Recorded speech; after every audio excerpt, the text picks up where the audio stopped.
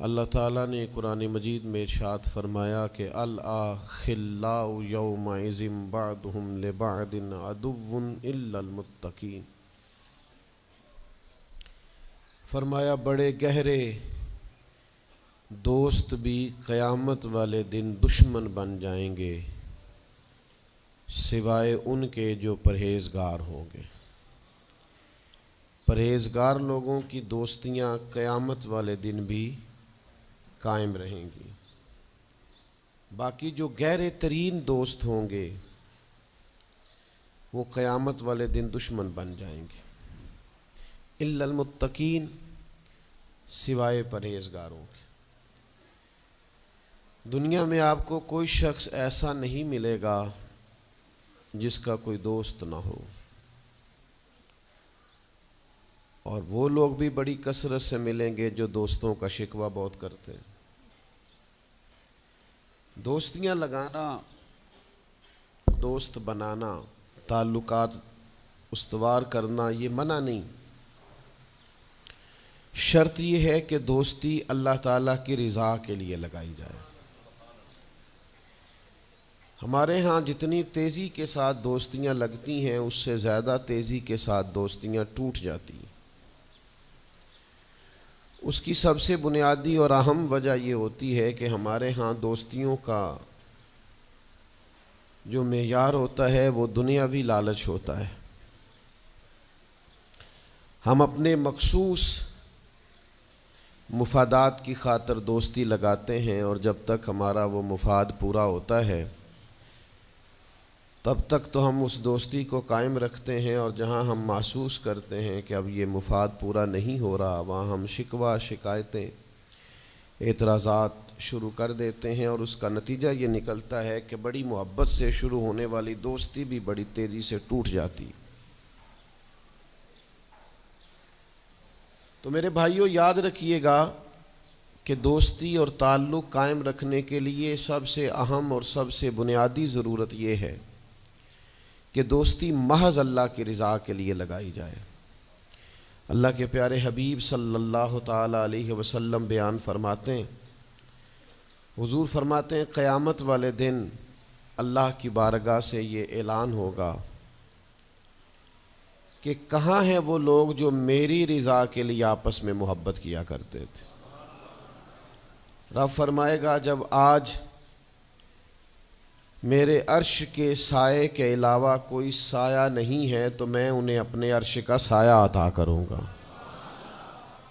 کیونکہ وہ میری رضا کے لیے آپس میں دوستی کرتے، میری رضا کے لیے انہوں نے آپس میں محبت کی۔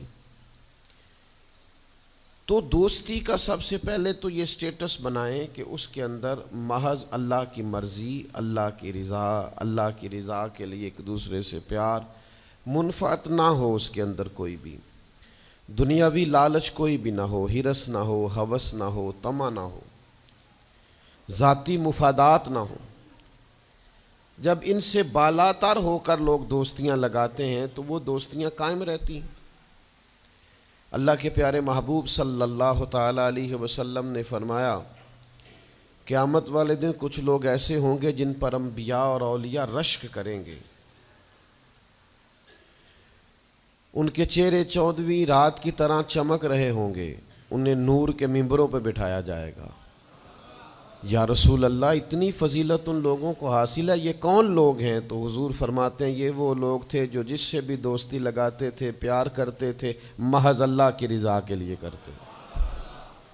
تو اللہ تعالیٰ صبح قیامت انہیں اعزازات سے نوازے گا، شرف سے نوازے گا، فضیلت سے نوازے گا۔ دوسری بات یہ ہے کہ دوستی کب قائم رہتی ہے؟ دوستی تب قائم رہتی ہے جب ہم دوستوں سے زیادہ امیدیں نہ لگائیں، انسانوں کو انسان ہی سمجھیں، ان سے بہت لمبی اور وسیع امیدیں لگا لینا اور بڑے وسیع مطالبات کرنا اور بڑی لمبی چوڑے تقاضے دوستوں سے کرنا۔ میں اکثر دوستوں کی خدمت میں یہ گزارش کیا کرتا ہوں کہ اپنے دوستوں سے کوئی مطالبہ کر کے انہیں آزمائش میں نہ ڈالو۔ تم نے اپنے ہی دوست کو لا کر پل صراط پہ کھڑا کر دیا ہے، بیچارہ اس طرف جائے کہ اس طرف جائے۔ ان سے کوئی ایسا مطالبہ کرنا جو ان کی پہنچ سے باہر ہو، ان کی حیثیت سے بڑھ کر ہو، ان کی طاقت سے زیادہ ہو تو اس کا مطلب یہ ہے کہ آپ نے اپنی دوستی کو خود آزمائش میں ڈال دیا ہے۔ آپ اتنے لمبے چوڑے تقاضے نہ کریں، آپ محدود سا لوگوں کے ساتھ تعلق بنائیں۔ وہ جی میں اس کے اتنا کام آیا ہوں تو اب اس کو اس سے ڈبل آنا چاہیے، تو آپ نے دوستی کی نہیں، آپ نے تو تجارت کی۔ اگر آپ کی محبت ہوتی تو پھر تو آپ کا انداز اور ہوتا، جب تیرا حکم ملا ترک محبت کر دی، دل مگر اس قدر تڑپا کہ قیامت کر دی۔ تو یاد رکھیے گا کہ آپ حکم جب آ گیا، جب آپ محسوس کریں تو اس وقت پھر آپ اس چیز کو سمجھ جائیں۔ تو دوستیوں کو کبھی بھی آپ کٹہرے میں کھڑا نہ کریں، تعلقات کو کبھی بھی آزمائش کی بھیٹ نہ چڑھائیں، اس طرح کا ماحول نہ بنائیں جس میں آزمائش پیدا ہو، جس میں تکلیف بڑھ جائے، جس میں کرب کا احساس سامنے والے کو ستائے۔ کوشش کریں گنجائش رہے ماحول کے اندر، آسانی رہے، وسعت رہے۔ تیسری بات یہ ہے کہ اگر آپ محسوس کرتے ہیں کہ دوستی کو چلانا ہے تو پھر صرف اسی چیز کو نہ یاد رکھیں جو چیز آپ کو آج میسر آ رہی ہے اور آج آپ کو انکار ہو رہا ہے۔ اس سے پہلے جو دوستوں نے بڑی وفائیں کی ہیں وہ بھی تو یاد رکھے نا۔ ہمارا یہ ماحول ہوتا ہے کسی بندے نے 99 دفعہ نیکی کی ہے، ایک دفعہ انکار کیا، تو ہمیں ایک دفعہ کا انکار تو یاد رہتا ہے لیکن 99 نیکیاں یاد نہیں رہتی۔ یہ بہت بڑی زیادتی ہے۔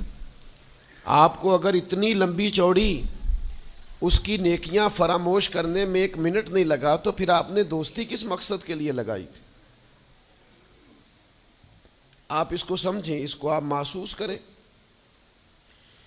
تو میں نے یہ دیکھا ہے زندگی میں کہ لوگ چاہتے ہیں کہ روز ان کا مطالبہ پورا کیا جائے، روز ان کا مطالبہ پورا۔ ہمارے ایک دوست تھے، بزرگ تھے، تو وہ سلسلہ طریقت کو چلاتے تھے، خانقاہ نظام کو، نظم کو لے کے چلنا مشکل ہوتا ہے۔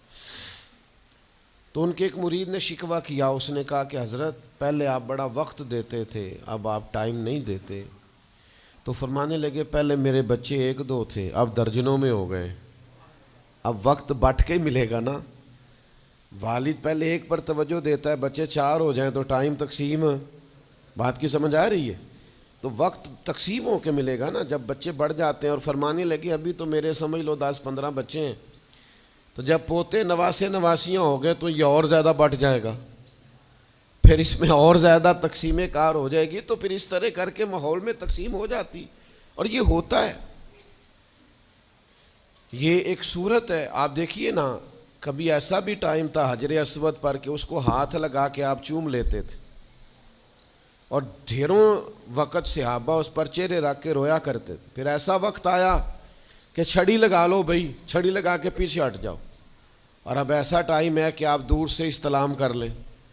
اب اگر آپ کہیں کہ مسلمان دیکھو جی حجر اسود کو تو ہاتھ لگانے کا موقع ہی نہیں مل رہا، تو بھئی نبی پاک نے تو فرمایا میں قیامت والے دن کثرت امت پر فخر کروں گا کہ میری امت زیادہ ہے۔ تو یہ تو تعداد کا بڑھنا، یہ تو کثرت کا ہونا، یہ تو باعث ناز اس کو سرکار نے کہا۔